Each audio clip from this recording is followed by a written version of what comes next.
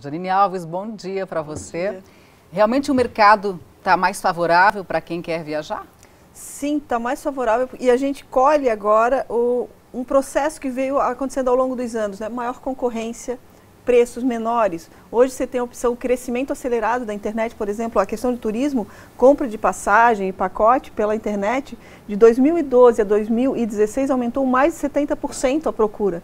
Então hoje você tem, através de um aplicativo, em casa, a possibilidade de escolher um destino, verificar o preço, a melhor época, porque daí a gente consegue simular, né, qual a melhor época, o dia, às vezes depende do horário também, uma passagem mais adequada.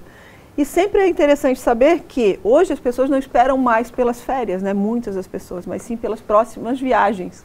Então você termina uma viagem, você já está programando a seguinte. Isso é um hábito que o brasileiro adquiriu por uma questão realmente de mercado e de custo.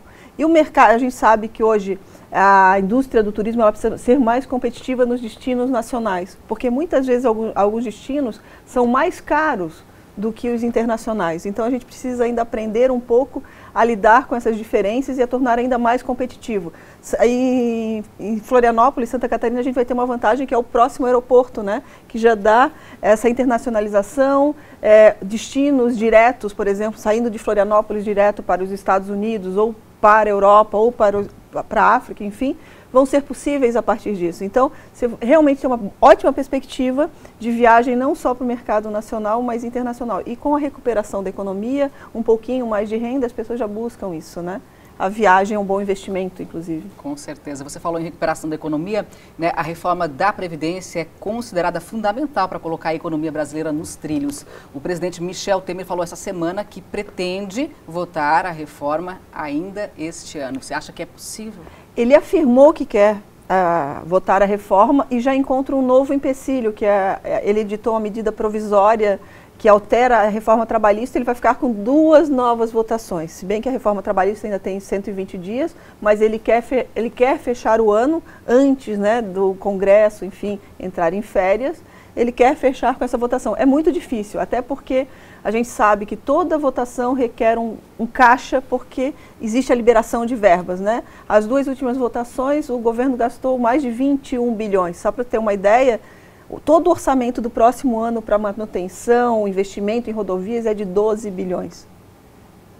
É uma diferença enorme. Será que ele vai ter caixa para isso? Ou seja, é um período curto, né? Mas a gente vai esperar. E não pode se cometer o mesmo erro da reforma trabalhista. Tem que observar todas as leis máximas, Constituição Federal, para que regras não sejam inconstitucionais. Todas as regras que são maiores do que a própria reforma da Previdência, para que não tenha o retrabalho. O que está acontecendo com a reforma trabalhista não prestar atenção na Constituição e nas leis internacionais, e hoje vários artigos são inconstitucionais, fazem afronta à própria legislação internacional e vão ter que ser revistos.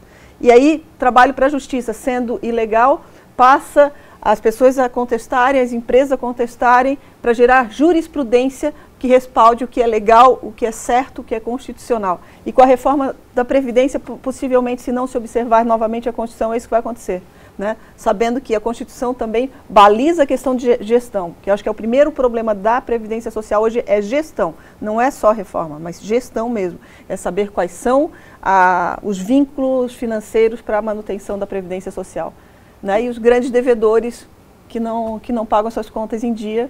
E não dá para votar na correria, né? Exatamente. Janine, obrigada pela sua participação, um ótimo dia para você. Mais informações sobre economia você pode ter lá na coluna da Janine Alves, no Jornal Notícias do Dia e também no ND Online.